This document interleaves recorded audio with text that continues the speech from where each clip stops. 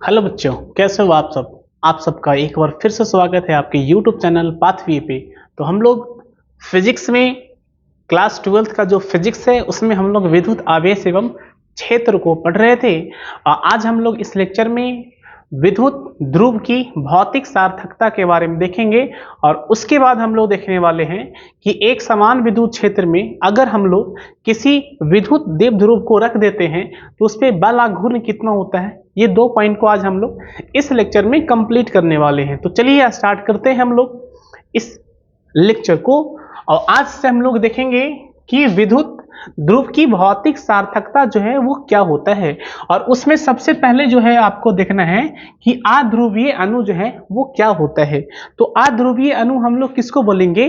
तो आध्रुवीय अणु हम लोग बोलेंगे कि जिसका धनावेश और ऋणावेश, धनावेश का केंद्र और ऋण आवेश का केंद्र दोनों एक ही पॉइंट पे होता है, तब हम लोग उसको क्या बोलते हैं? उसको हम लोग बोलते हैं आध्रुवीय अणु। ध्यान देखना है, वे अणु जिनके धनावेश एवं ऋणावेशों का केंद्र क्या हो, समपाती हो, तब उसको हम लोग क्या बोलेंगे? आध्रुवीय अणु बोलते हैं। अब बताओ इसमें से कौन कौन सा एग्जाम्पल ऐसा है जिसका धनावेश और ऋणावेश का जो केंद्र है वो एक ही जगह होता है। तो वो है आपका पहला तो हो गया आपका CO2, है ना। सबसे पहला हम देखेंगे CO2 को, उसके बाद हम देखेंगे CH4 को, है ना। तो हमारे पास दो एग्जाम्पल है, CO2 और CH4। तो कार्बन डाइऑक्साइड को अगर हम लोग देखें तो धनावेश का केंद्र और ऋणावेश का जो केंद्र है वो दोनों एक ही जगह होता है, इसलिए वो समपाती होता है। इसलिए हम लोग इसको बोल सकते हैं कि ये जो CO2 है वो किसका है अणु? तो बोलेंगे ये आध्रुवीय अणु है। उसी तरह से CH4 भी कैसा है बोलो? आध्रुवीय अणु। अब आगे हम लोग देखेंगे, ध्यान देना है कि आध्रुवीय अणुओं का विद्युत द्विध्रुव जो होता है आघूर्ण वो शून्य होता है। अब क्यों शून्य होता है? तो आपको हमने बताया था कि विद्युत द्विध्रुव आघूर्ण होता क्या है। तो वो आपको बताया था, उसको हम लोग डिनोट करते हैं P से, और P जो होता है वो होता है Q इंटू 2A, है ना, या तो फिर 2L। तो Q इंटू 2A या तो Q इंटू 2L को हम लोग बोलते हैं विद्युत द्विध्रुव आघूर्ण। तो ऐसा है कि इसमें ये जो 2A है ये क्या होता है? धनावेश और ऋणावेश के बीच का दूरी।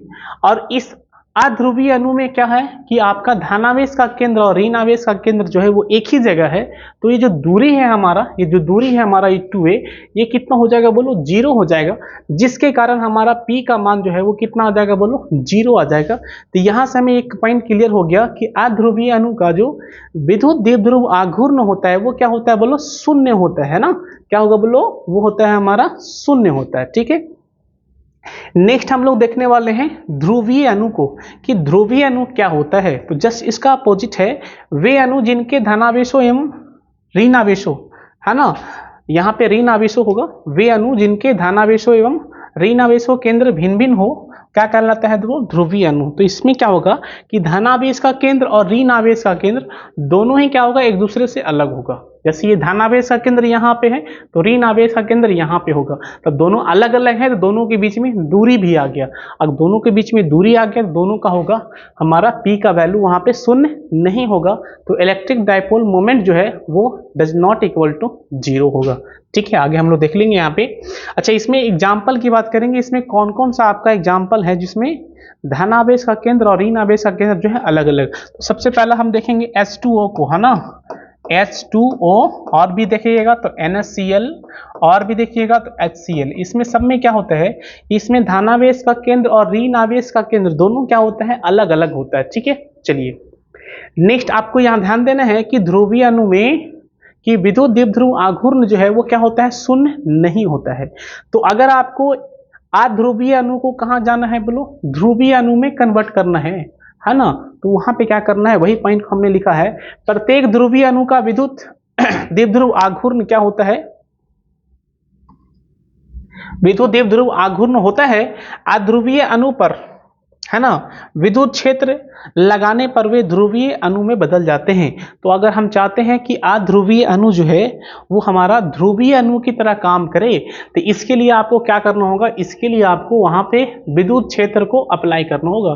तो जैसे ही आप अध्रुवीय अणु में विद्युत क्षेत्र अप्लाई कर देते हैं बाहर से, तो वो जो है वो कन्वर्ट हो जाता है, वो बिहेव्स करने लगता है ना। किस तरह का व्यवहार करने लगता है? वो व्यवहार करने लगता है आपका ध्रुवीय अणु की तरह, है ना। तो अध्रुवीय अणु को अगर हमें ध्रुवीय अणु में कन्वर्ट करना है तो हमें क्या करना होगा? वहां पे बाहर से विद्युत क्षेत्र को अप्लाई करना होगा, तो वो कन्वर्ट हो जाएगा आपका ध्रुवीय से ध्रुवीय अणु में। ठीक है, चलिए, तो ये हमने पॉइंट यहाँ पे क्लियर हो गया। इन दोनों का एग्जाम्पल आप ध्यान में रखना है कि अध्रुवीय अणु का एग्जाम्पल क्या है? CO2 और CH4, है ना, कार्बन डाइऑक्साइड और मेथेन। उसी तरह से ध्रुवीय अणु का एग्जाम्पल क्या है? वाटर हो गया, सोडियम क्लोराइड हो गया, और हाइड्रोक्लोरिक एसिड या हाइड्रोक्लोरिक अम्ल। ठीक है, चलिए हम लोग नेक्स्ट देखने वाले हैं।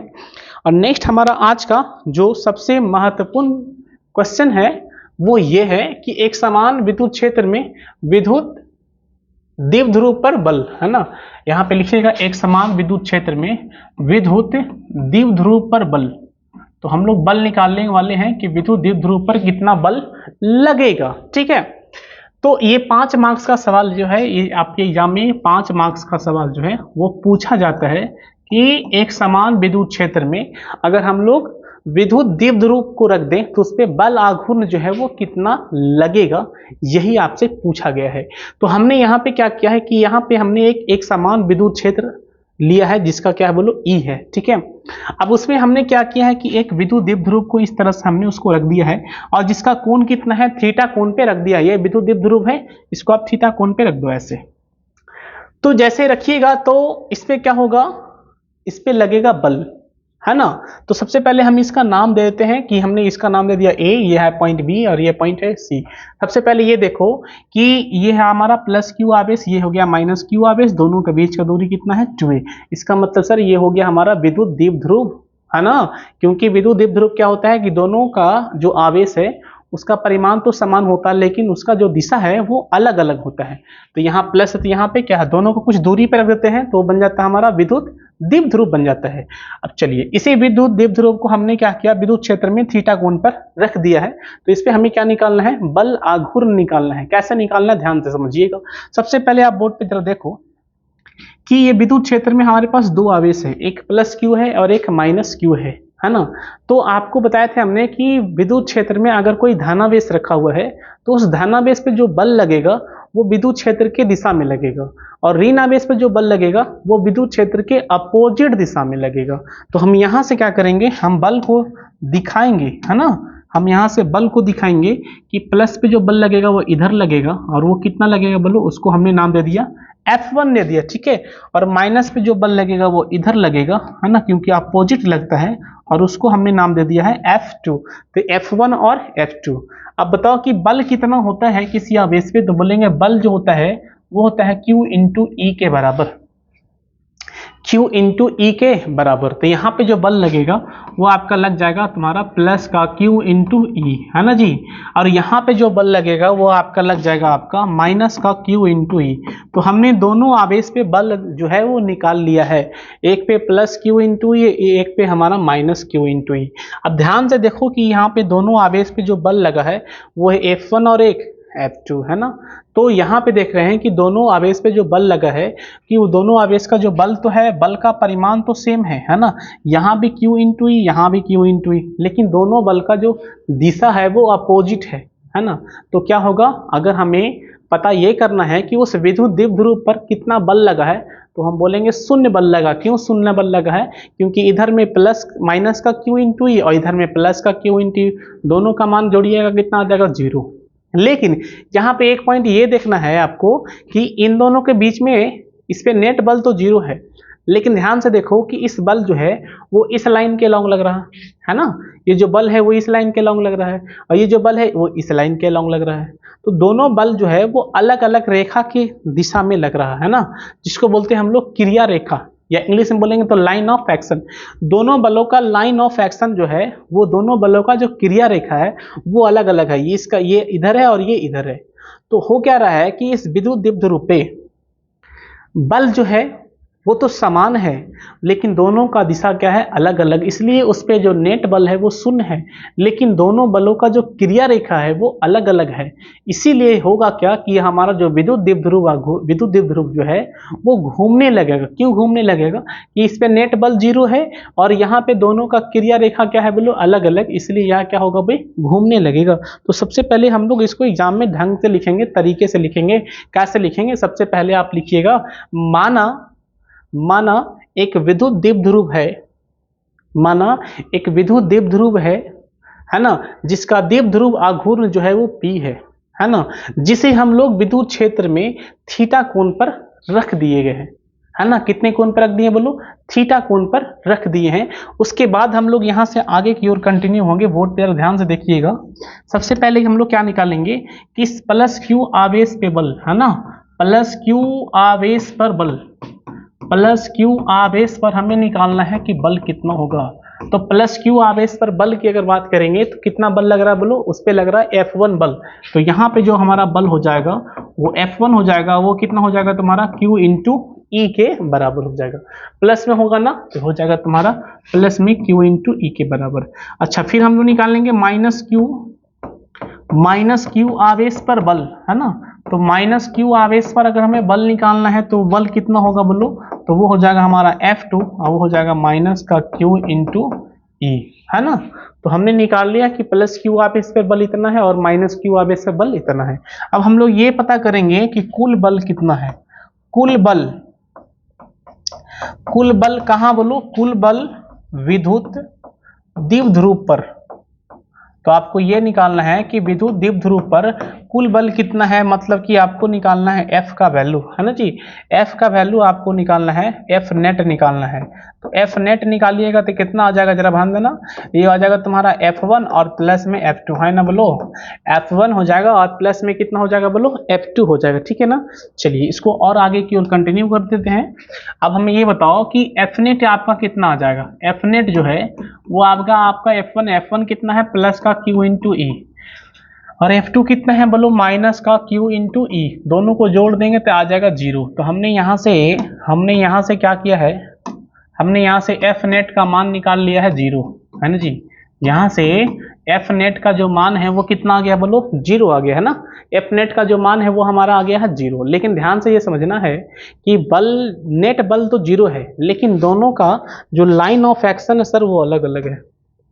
दोनों का क्रिया रेखा जो है वो हमारा अलग अलग है। ये इस लाइन के लॉन्ग लग रहा है और ये इस लाइन के लॉन्ग लग रहा है ना। दोनों का क्रिया रेखा अलग है ना।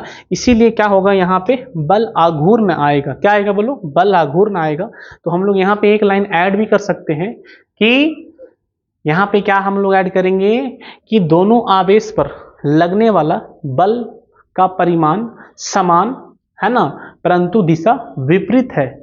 इसीलिए उस पर कुल बल जो है वो 0 होगा, लेकिन दोनों का क्रिया रेखा अलग अलग होने के कारण उस पर बल आघूर्ण जो है लगेगा। वो बल आघूर्ण कितना होगा उसी को हम लोग अभी निकालेंगे, ठीक है। तो आप लोग स्टेटमेंट लिख दीजिएगा। हम बात कर रहे हैं बल आघूर्ण का। तो हम लोग निकालेंगे बल आघूर्ण का वैल्यू जो है वो कितना होगा। ध्यान से देखना है कि बल आघूर्ण का वैल्यू जो है वो कितना होता है, ठीक है ना। तो बल आघूर्ण कैसे निकालेंगे, बोर्ड पे जरा ध्यान से देखिएगा, आपको समझ में आ जाएगा कि बल आघूर्ण जो है वो हम लोग किस तरह से निकालते हैं, ठीक है। आघूर्ण हम लोग निकालेंगे बल आघूर्ण। बल आघूर्ण क्या होता है? तो ये होता है बल गुना क्रिया रेखा के बीच लंबवत दूरी। ध्यान दीजिएगा, क्रिया रेखा के बीच में क्या होता है बोलो? लंबवत दूरी। तो बल आघूर्ण क्या है? बल गुना क्रिया रेखा के बीच में लंबवत दूरी को ही हम लोग बोलते हैं बल आघूर्ण। तो बल तो हमें पता है कि बल उस पे, और इसको डिनोट करते हैं टॉ से। किससे करिएगा? टॉ से करिएगा। तो टॉ बराबर क्या आ जाएगा बोलो? टॉ बराबर सर आ जाएगा यहाँ से बल आघूर्ण। तो टॉ बराबर कितना आ जाएगा बोलो? तो टॉ बराबर हमारा आ जाएगा, बल कितना लग रहा है बोलो? बल जो लग रहा है सर वो हमारा Q इंटू ई लगा है।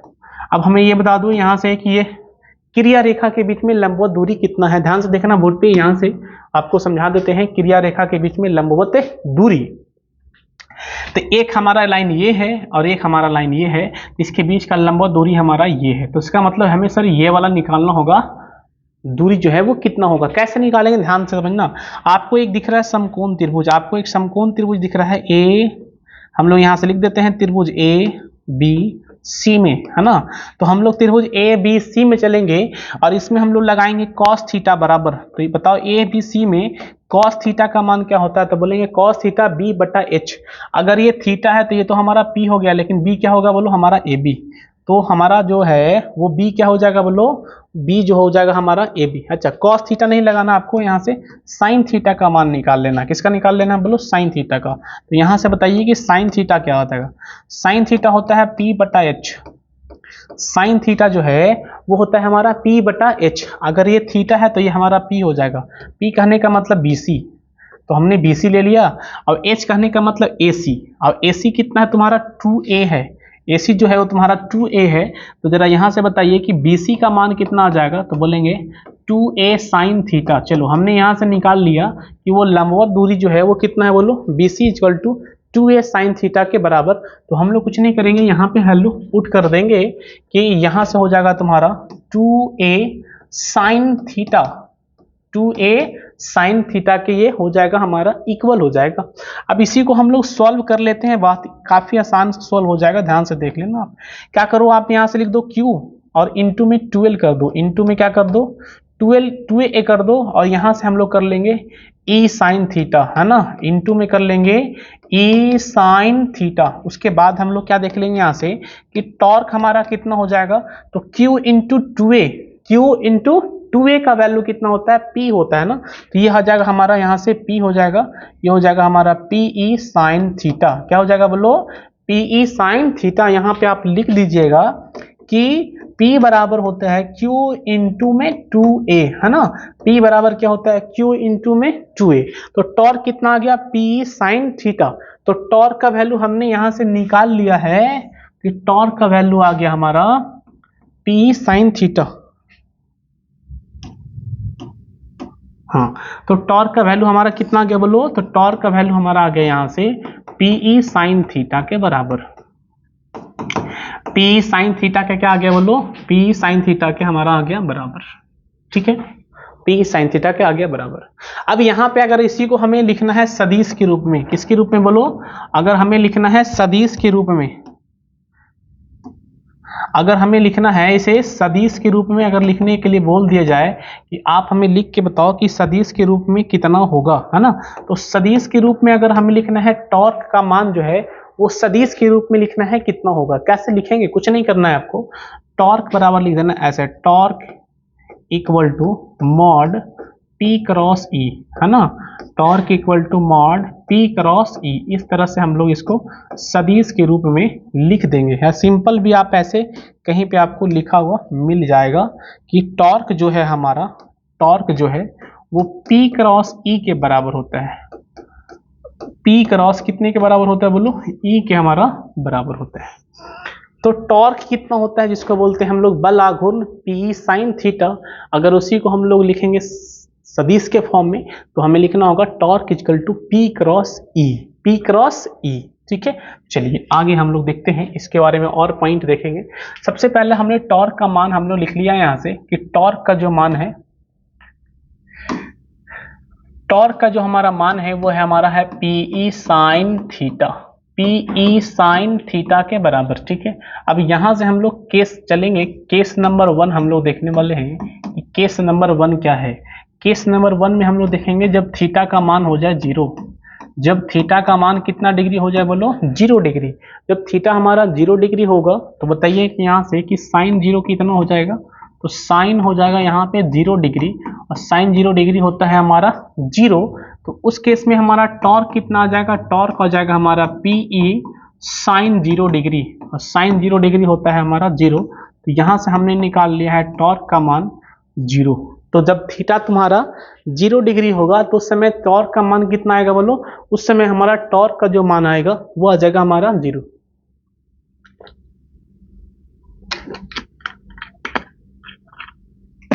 उसके बाद अब हम लोग केस नंबर 2 लेंगे। केस नंबर 2 में हम लोग देखेंगे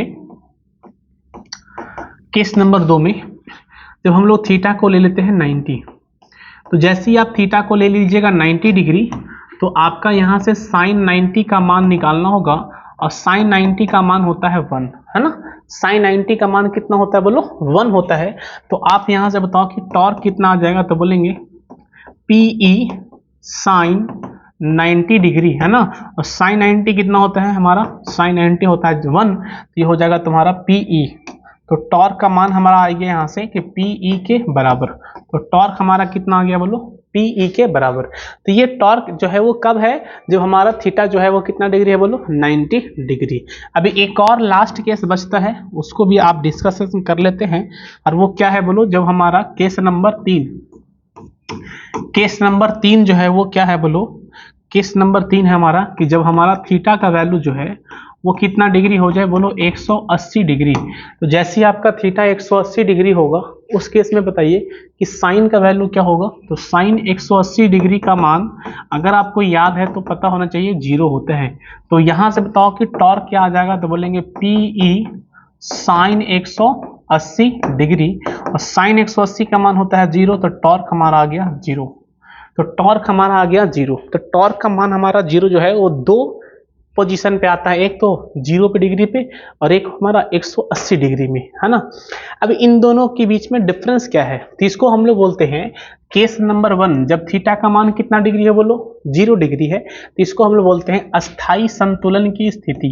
इसको आप क्या बोलिएगा, अस्थाई संतुलन, अस्थाई संतुलन की स्थिति, है ना।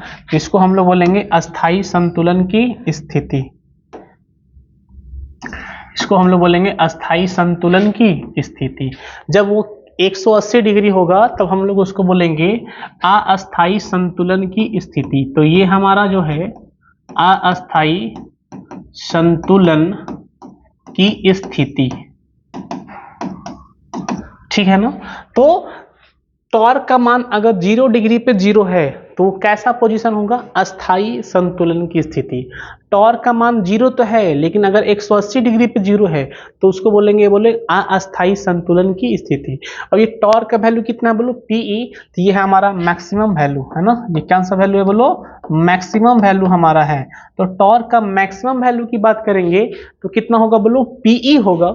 और कितना डिग्री पे होगा, तो 90 डिग्री में। आपका ऑब्जेक्टिव सवाल यहां से आता है कि बल आघूर्ण का मैक्सिमम मान कितना होता है, तो बोलेंगे पीई के बराबर होता है। कितना डिग्री पे होता है, तो बोलेंगे 90 डिग्री के, हाँ 90 डिग्री पे होता है, ठीक है। चलिए, तो ये हमारा टॉर्क था। अब उसी पे एक सवाल देख लेते हैं, किसी टॉर्क पे सवाल जो है आपके एग्जाम में किस तरह से पूछेगा, है ना। बोला है किसी विद्युत द्विध्रुव के 2 आवेश प्लस क्यू प्लस माइनस, है ना, प्लस माइनस 1000 कूलम एक दूसरे से 2 मिलीमीटर की दूरी पर स्थित है।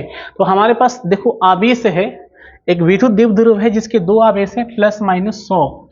तो हमारे पास जो आवेश है वह हमारा है प्लस माइनस 100 कूलम, 1000 है ना, प्लस माइनस 1000 कूलम एक दूसरे से दूरी पे है। कितनी दूरी पे है बोलो, तो वो होता है दूरी 2a।